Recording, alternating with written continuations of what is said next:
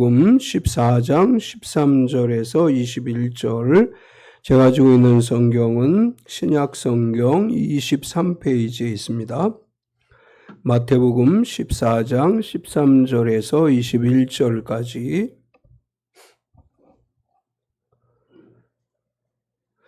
찾으셨으면 우리 같이 천천히 합독하겠습니다. 예수께서 들으시고 배를 타고 떠나사 따로 빈들에 가시니 무리가 듣고 여러 고을로부터 걸어서 따라간지라. 예수께서 나오사 큰 무리를 보시고 불쌍히 여기사 그 중에 있는 병자를 고쳐주시니라. 저녁이 되매 제자들이 나와 이르되 이곳은 빈들이요 때도 이미 저물었으니 무리를 보내어 마을에 들어가 먹을 것을 사 먹게 하소서. 예수께서 이르시되 갈 것 없다. 너희가 먹을 것을 주라. 제자들이 이르되 여기 우리에게 있는 것은 떡 5개와 물고기 2마리 뿐이니이다.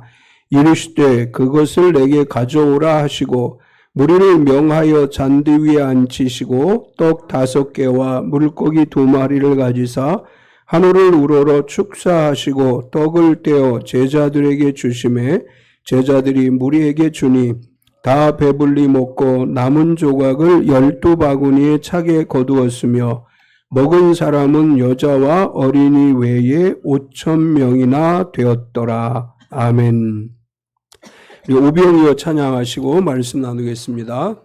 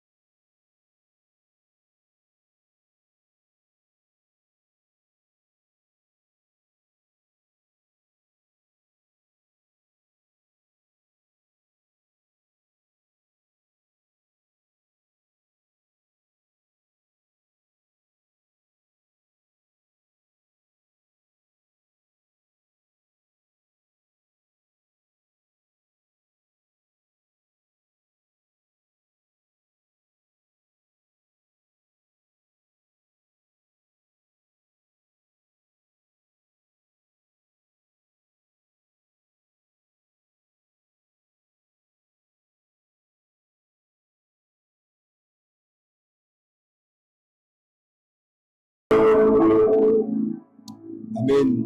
우리 서로 환영하겠습니다. 주님의 이름으로 당신을 환영합니다. 앞뒤 옆 사람을 박수로 환영하겠습니다. 주님의 이름으로 환영합니다. 우리 서로 축복하겠습니다. 몸은 건강하게, 마음은 평안하게, 삶은 행복하게. 막 40도 이상 올라가는 지역들이 속출하고 있는데 그런 가운데서도 주님의 보호하심 가운데 건강하고 평안하고 행복한 하루하루 되시기를 축원합니다. 아멘. 우리 서로 칭찬하기 할까요? 또 우리 옆 사람을 칭찬합시다. 서로 바라보시면서 맨날 똑같은 얘기만 하지 말고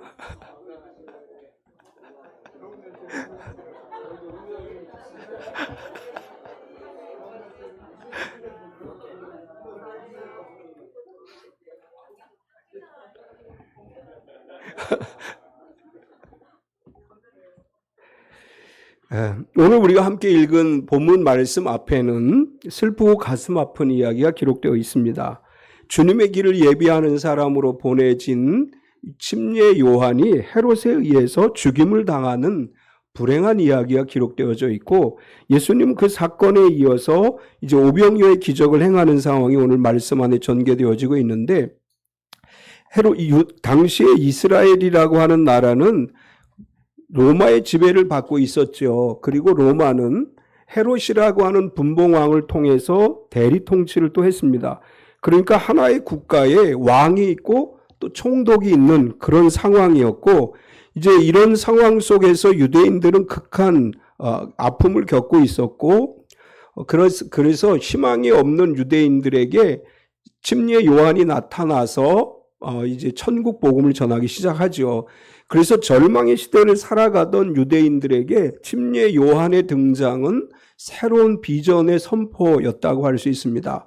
그리고 예수님이 오셔서 복음을 전하게 됐고, 그래서 침례 요한은 유대인들에게 있어서는 상당한 희망의 메시지를 주었던 사람인데, 그분이 돌아가시게 됐어요.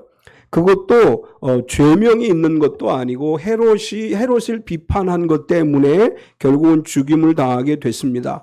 이 소식을 전해 듣고 예수님께서 배를 타고 따로 한적한 곳으로 떠나셨고, 요한의 죽음으로 인해서 유대인들에게는 잠시 혼돈의 시간이 왔어요. 슬프기도 하지만 이제 선지자였던 요한의 죽음으로 인해서 많은 사람들이 혼돈에 빠져 있던 이 상황 속에서 예수님도 요한의 죽음을 마음 아파하셨고, 그래서 혼자 조용히 시간을 보내려고 하셨고, 그런 가운데 많은 사람들이 예수님을 따라 나오게 됩니다. 침례 요한을 따르던 사람들도 침례 요한의 죽음에 대한 소식을 듣고 예수님에게로 따라오는, 원래 예수님을 따라다니던 많은 무리들도 있었지만 침례 요한이 죽고 난 뒤에 더 많은 사람들이 예수님을 따르게 됐음을 우리가 알 수 있습니다. 예수님은 그런 상황 속에서 예수님에게 나온 사람들을 불쌍히 여기셨습니다. 예수님의 사역은 불쌍히 여기시고 사랑하심으로 이루어진 거죠. 예수님께서 우리를 사랑하시기 때문에, 불쌍히 여기사 사랑하시기 때문에 자기 몸을 내어주셨습니다. 예수님의 사역, 하나님의 사랑, 이것을 한마디로 표현하면 불쌍히 여기사 사랑을 베풀어 주셨다. 이제 이렇게 표현할 수 있는데, 우리가 잘 알고 있는 오병이어의 기적을 이루신 이 사건은 불쌍히 여김으로부터 시작되는 사건이라고 할 수 있습니다. 예수님께서 이 오병이어의 기적을 행하실 당시에 많은 사람들이 침례 요한의 죽음으로 인해 마음 아파했고 마음을 둘 곳을 찾지 못했습니다. 그러던 중에 예수님 앞에 나오는 사람들이 늘어나게 됐고, 예수님 앞에 나오는 사람들이 이제 광야에서 예수님의 말씀을 듣고 예수님께서 병자를 고치시고 또한 말씀을 가르치시는 이 상황 속에서 그들이 먹을 것이 없는 상황이 됐고, 저녁이 됐는데 먹을 것이 없는 상황이 됐습니다. 우리 뭐 한 10명 이렇게 모여서 하는 거면 적당히 어떻게 식사를 해볼 수 있겠지만, 오늘 성경은 뭐라고 기록하고 있느냐 하면 장정만 5,000명이라고 기록을 했습니다. 이스라엘 광야 가운데 그 엄청난 사람들이 식사를 해결한다고 하는 것은 결코 쉬운 일이 아닙니다. 오늘 같은 상황이라도 아마 하루에 5,000명이 식사를 갑자기 준비해달라 그러면 준비할 수 있는 식당은 아무 데도 없을 거예요. 발달한 문명과 여러 가지 물질 문명 사회 속에서도 5,000명을 한꺼번에 먹일 수 있는 것은 불가능합니다. 당시에 예수님을 따르던 사람들이 광야에 있었고, 그 광야는 아무것도 없어요. 빈들이라고 표현을 했습니다. 집도 없고 식당도 없고, 이런 절망의 상황 속에서 예수님께서 보리떡 5개와 물고기 2마리를 가지고 모두를 먹이는 기적의 사건을 이루셨습니다. 이 사건을 통해서 예수님께서 오늘 이 시대의 그리스도인들에게 말씀하시려고 하는 것은 기적에 초점이 맞추어진 것이 아니라 예수님이 너희가 먹을 것을 주라, 이 말씀에 초점이 맞추어져 있음을 알 수 있습니다. 오늘 너희가 먹을 것을 주라, 이 제목으로 말씀을 나누려고 하는데, 오늘 말씀에서 첫 번째로 불쌍히 여기신 예수님을 보게 됩니다.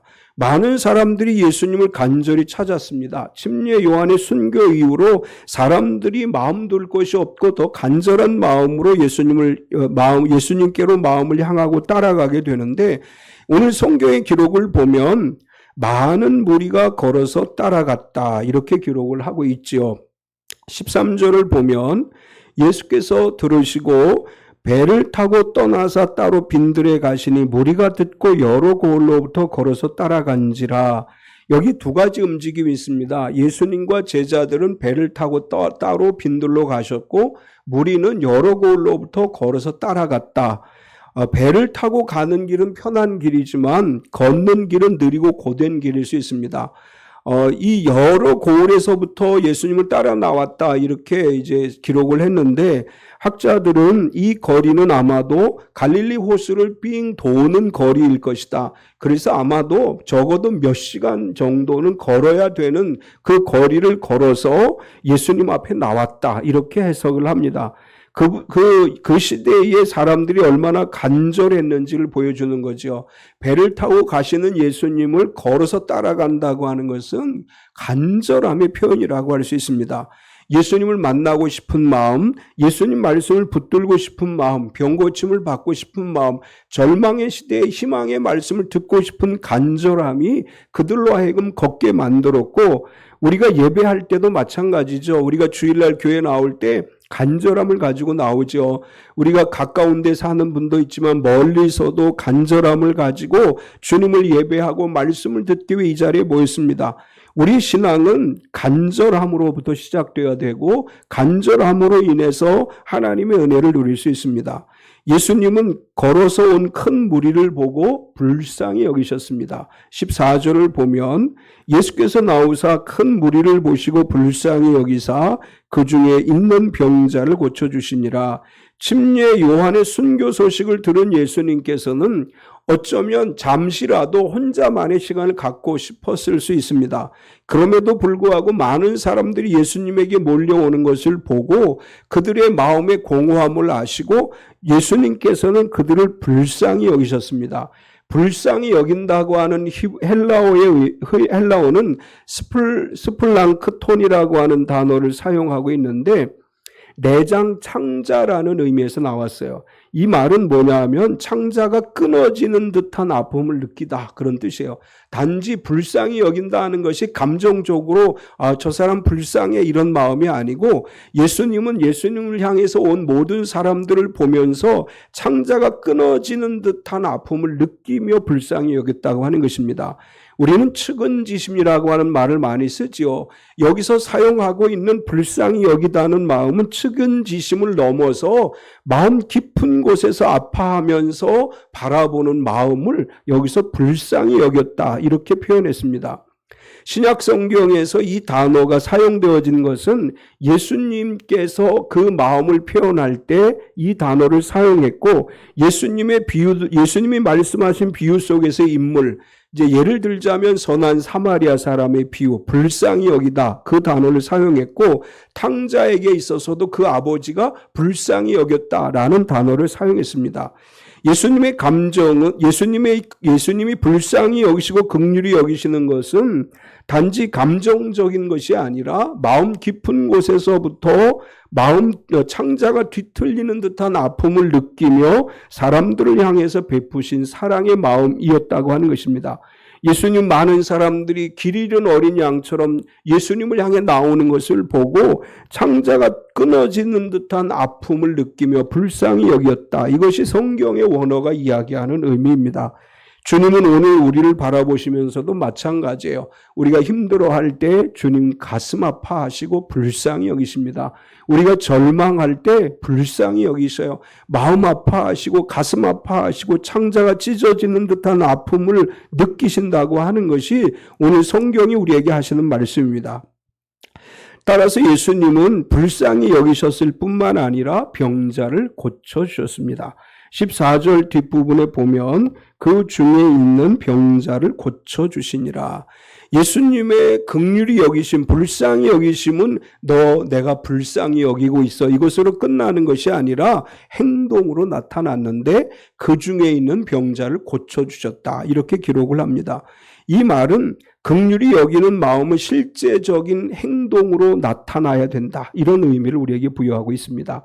예수님은 불쌍히 여기는 것으로 끝난 것이 아니라 병자들을 치료하셨어요. 병자를 고쳐주셨습니다. 우리가 누군가를 불쌍히 여긴다고 할 때 저 사람 참 안 됐어, 그런 마음을 갖는 것만으로 끝나는 것이 아니라 그 사람을 향해 나의 손을 뻗치는 것이 진정 긍휼히 여기는 것입니다.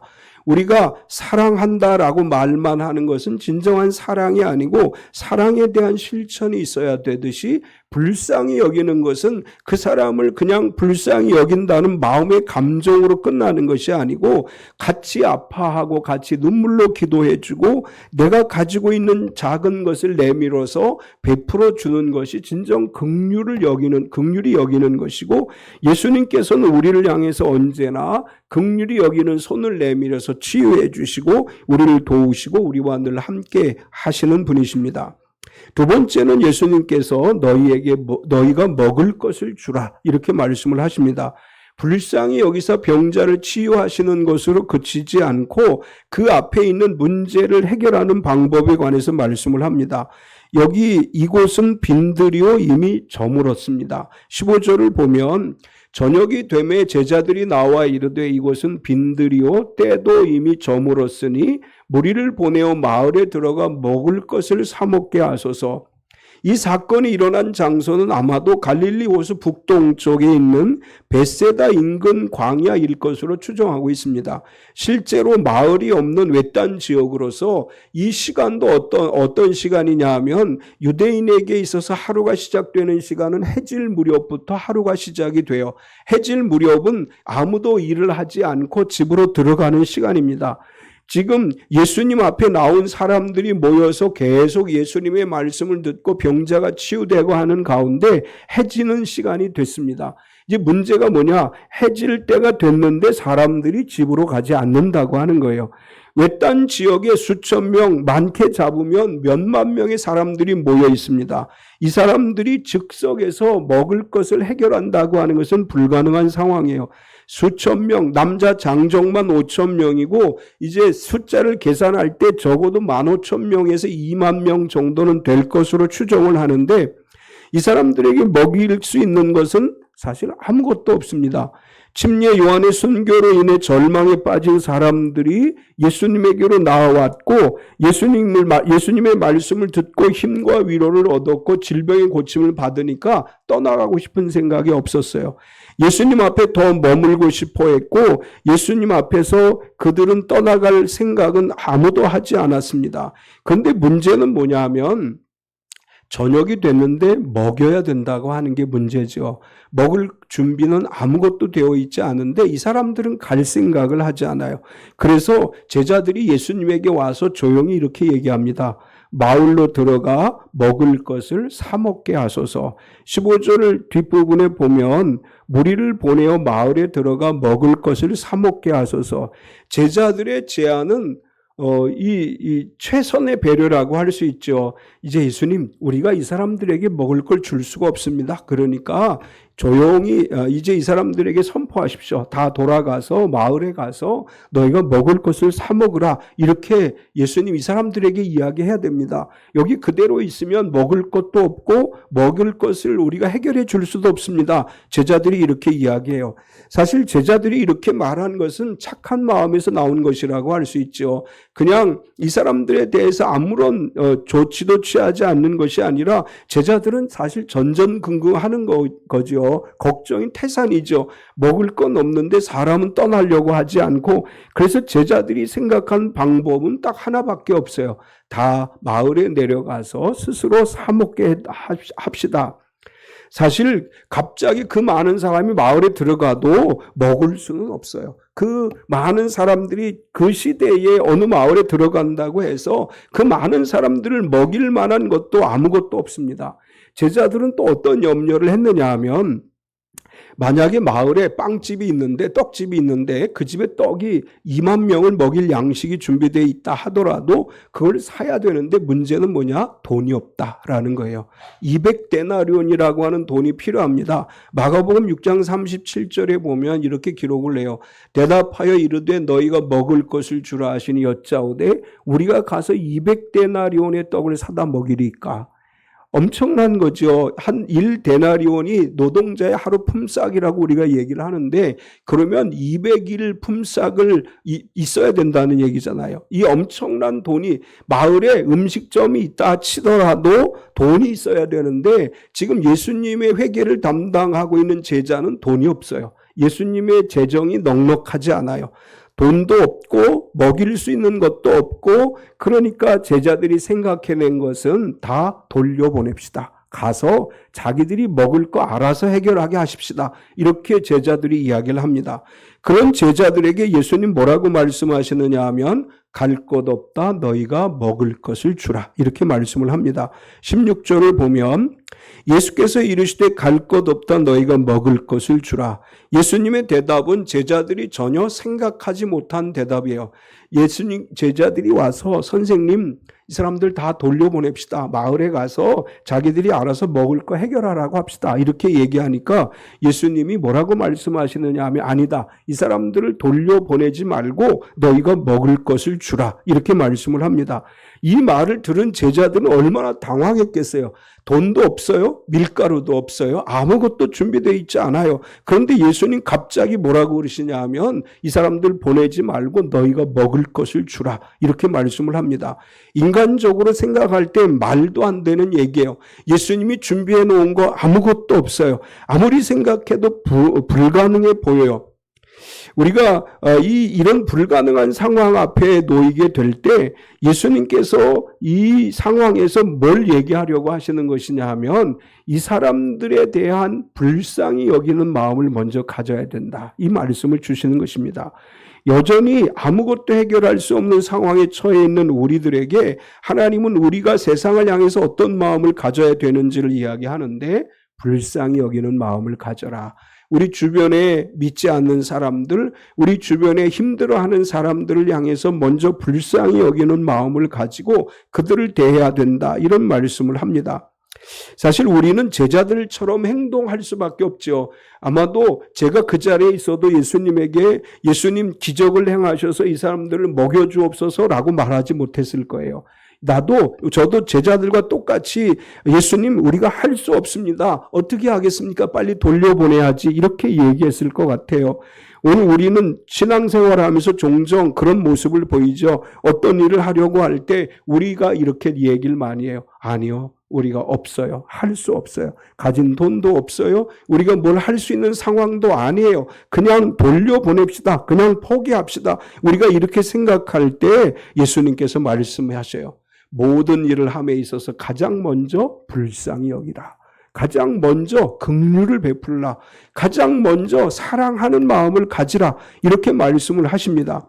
세 번째로는 축사하시고 떼어주시니 12바구니가 남았다. 기적은 무에서 유를 창조하는 것이고 적은 것에 많은 것을 만들어내는 것입니다. 제자들은 예수님 먹을 것을 주라 이렇게 명령하시니까 제자들이 뭐라고 얘기하느냐 하면 선생님 우리에게 5병이어밖에 없습니다. 이렇게 대답을 합니다. 17절을 보면 제자들이 이르되 여기 우리에게 있는 것은 떡 5개와 물고기 2마리 뿐이니이다. 이것과 병행되는 구절인 요한복음 6장 9절을 보면 여기 한 아이가 있어 보리떡 5개와 물고기 2마리를 가지고 있나이다. 그러나 그것이 이 많은 사람에게 얼마나 되겠사옵나이까. 이 보리떡 5개와 물고기 2마리는 한 소년이 가지고 온 도시락입니다. 이 보리떡 5개와 물고기 2마리는 장정이 먹을 수 있는 양식도 아니고 어린 소년이 먹을 수 있는 적은 양에 지나지 않습니다. 여기 마태복음에서는 그냥 떡 5개라고 이야기했지만 요한복음에서는 보리떡 5개로 번역을 했습니다. 여기 이야기한 떡이라고 하는 이 헬라어는 크리티노스라고 하는 단어를 쓰는데 보리로 만든 빵을 이야기하는 것입니다. 밀보다 가격이 더 싸기 때문에 가난한 사람들이 먹는 것이고, 이제 한 아이가 우연히 보리떡 5개와 물고기 2마리가 있었는데 그걸 예수님에게 가지고 나온 것이고, 제자들은 이렇게 얘기합니다. 예수님, 지금 이 사람들에게 먹일 수 있는 거, 우리가 가지고 있는 것은 이 한 아이가 우리에게 가지고 온 보리떡 5개와 물고기 2마리 뿐입니다. 우린 더 이상 아무것도 없습니다. 이렇게 제자들이 그것을 가지고 나왔습니다. 우리에게 있는 오병이어를 주님께 드리는 것은 기적의 출발점입니다. 우리가 많은 것을 주님께 드린다고 해서 큰 역사가 일어나는 것이 아니라, 부족하지만 내가 가지고 있는 작은 것 주님 앞에 마음을 다해 드릴 때 주님은 그것을 통해서 놀라운 역사를 이룰 수 있습니다. 너희가 먹을 것을 주라고 할 때 한 아이가 가지고 온 보리떡 5개와 물고기 2마리를 가지고 주님 앞에 나와서 이렇게 고백을 해요. 주님, 이것뿐입니다. 이 고백에는 뭐가 담겨 있느냐 하면, 이것밖에 없습니다. 그러나 주님, 하실 수 있으면 이것으로 이 사람들을 먹이시옵소서라고 하는 기대가 담겨져 있습니다. 요한복음에는 조금 더 세밀하게 기록이 되죠. 안드레가 가지고 나와서 예수님에게 이야기를 해요. 여기 이것밖에 없습니다. 이것 가지고 우리가 어떻게 하겠습니까? 이 말 속에는 우리가 가져온 이 작은 것 가지고 주님 역사하시옵소서, 여기 이 모든 사람들에게 이것을 가지고 하나님의 기적을 이루어 주옵소서라는 기대가 안드레의 말 속에 담겨져 있습니다. 우리가 가지고 있는 이 작은 것 가지고 주님 앞에 나올 때 예수님은 이렇게 말씀을 하십니다. 그것을 내게로 가져오라. 18절을 보면 이르시되 그것을 내게 가져오라 하시고, 사실 보리떡 5개와 물고기 2마리는 성인이 먹기에도 부족한 적은 양에 지나지 않습니다. 그러니 예수님은 이렇게 말씀하시죠. 내게로 가져오라. 기적은 우리가 많은 것을 만들어내는 데 이루어지는 것이 아니고, 내가 가진 작은 것 주님 손에 올려드릴 때 기적이 시작되어집니다. 우리 각자에게 오병이어와 같은 것이 있어요. 우리가 생각할 때 보잘것없다고 여겨지는 재능도, 우리가 아무것도 아니라고 생각하는 시간과 작은 물질과 헌신, 사실 어떻게 보면 초라해 보일 수도 있고 부족하다고 느껴질 수도 있습니다. 그러나 정성을 다해 우리의 오병이어를 주님 손에 올려드리는 순간 그것을 통해 하나님의 기적은 반드시 일어나게 되어 있습니다. 우리가 드리는 기도가 오병이어의 기적을 이룰 수 있고, 우리의 헌신이 오병이어의 기적을 이룰 수 있고, 우리의 주님을 향해 드려지는 재능과 시간 드림 모든 것들이 우리의 삶의 오병이어로 다가올 수 있습니다. 예수님은 그것을 가지고 축사하시고 떼어 주셨습니다. 19절을 보면 무리를 명하여 잔디 위에 앉히시고 떡 5개와 물고기 2마리를 가지사 하늘을 우러러 축사하시고 떡을 떼어 제자들에게 주시매 제자들이 무리에게 주니, 축사하시고라고 하는 단어는 율레게센이라고 하는 단어를 쓰는데, 이 율레게오에서 온 말이고, 이것은 조언이라고 하는 율 그리고 로고스라고 하는 단어가 합쳐진 단어예요. 제가 아까 서로 칭찬하라고 한 말이 사실은 이 단어를 다시 오늘 말씀드리기 위해서예요. 여기 축사라고 하는 단어는 하나님이 인간을 향해서는 축복하다 이런 뜻이 있고, 인간이 하나님을 향해서는 감사하다, 감사와 찬송을 올려드리다 이런 의미가 있고, 사람과 사람 사이에서는 서로 칭찬하고 축복하다 이런 의미가 있습니다. 우리가 하나님을 믿는 성도로서 상대방에게 좋은 말을 해주는 게 축복이에요. 헬라 원어가 가지고 있는 의미예요. 좋은 말. 로고스라는 말은 사실 이제 하나님의 아들 예수 그리스도를 로고스라고 표현하는데, 로고스라고 하는 단어는 원래 말이라고 하는 단어예요. 그래서 우리 모두가 다 좋은 말, 축복의 말, 하나님 안에서 서로를 향해 축복하는 말을 끊임없이 할 수 있어야 됩니다. 예수님 먼저 하나님 앞에 감사의 기도를 했다 이런 의미죠. 또 여기서 떼다라고 하는 단어는 헬라어로 클라사스라고 하는 단어를 쓰는데, 이 단어는 성찬식에 사용되어진, 우리가 떡을 떼다라고 할 때 이 단어를 사용을 해서 성찬을 행하는 것입니다. 예수님은 떡 5개를 가지고 하늘을 우러러 감사기도부터 했어요. 거기 아무런 기적도 일어나지 않았는데 먼저 감사했습니다. 그리고 떼어줌에 그것이 놀라운 기적을 이루었죠. 아직 이루어지지 않았지만 먼저 감사할 때, 응답을 받지 않았지만 먼저 감사할 때 기적이 일어납니다. 기도할 때 내게 이루어지지 않았음에도 불구하고 감사하며 기도할 때 하나님의 역사는 우리에게 반드시 일어날 줄로 믿습니다. 또한 예수님은 떼어 제자들에게 주시니 제자들이 무리에게 주었다. 이것은 우리가 하나님의 은혜가 흘러가는 길이라고 표현합니다. 하나님이 우리에게 은혜를 주시면 우린 그 받은 은혜를 사람들에게 흘려보내야 돼요. 하나님이 나에게 은혜를 주신 건 나 혼자 만족하기 위해서 주신 것도 아니고 하나님 나에게 복을 주신 것은 나 혼자 행복하게 살아가라고 준 것도 아니에요. 우리는 흘려보내는 사람들이 돼야 돼요. 끊임없이 이웃에게 흘려보내고 끊임없이 긍휼히 여기고 오병이어의 기적의 핵심은 긍휼히 여기고 불쌍히 여기는 것이고 흘려보내는 것입니다. 마지막으로 먹고 남은 것이 12바구니에 찼습니다. 20절에서 21절을 보면 다 배불리 먹고 남은 조각을 12바구니에 차게 거두었으며 먹은 사람은 여자와 어린이 외에 5,000명이나 되었더라. 여자와 어린이를 제외하면 남자죠. 남자 장정이 약 5,000명이다 이런 의미이고 우리는 일반적으로 전체에 모인 사람은 약 15,000명에서 20,000명쯤 될 것으로 추정하고 있습니다.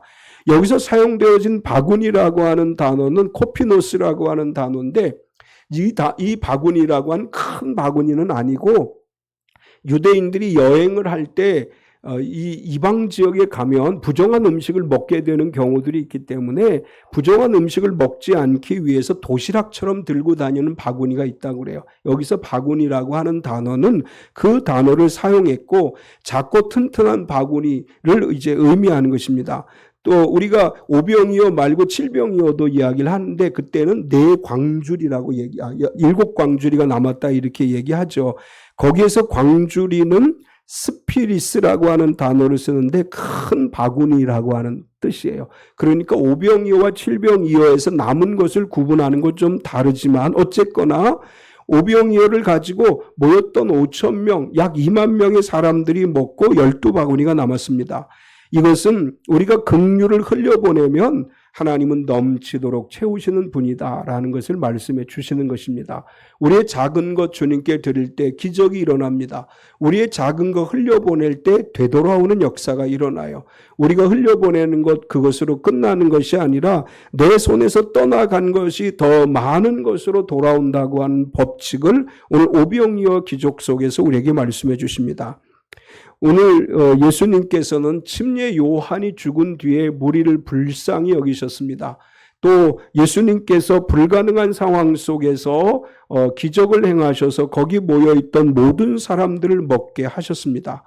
오늘 8월 지치고 피곤한 우리 육체를 가진 우리들에게 주님은 우리를 긍휼히 여기사 우리가 지쳐있는 몸을 회복시켜 주시고 우리의 건강을 회복시켜 주시고 우리의 삶을 회복시켜 주실 줄 믿습니다.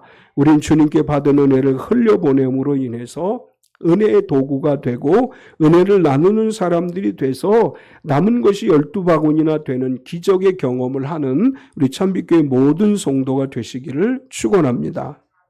참 좋으신 하나님 감사합니다. 주님이 우리에게 주신 것은 차고 넘치는 은혜임을 믿습니다. 우리의 작은 것 주님께 드리기를 힘쓰게 하시고 우리에게 주어진 것 세상을 향해 나누게 하시고 흘려보내게 하여 주시옵소서. 주님은 불쌍히 여기시는 하나님이십니다.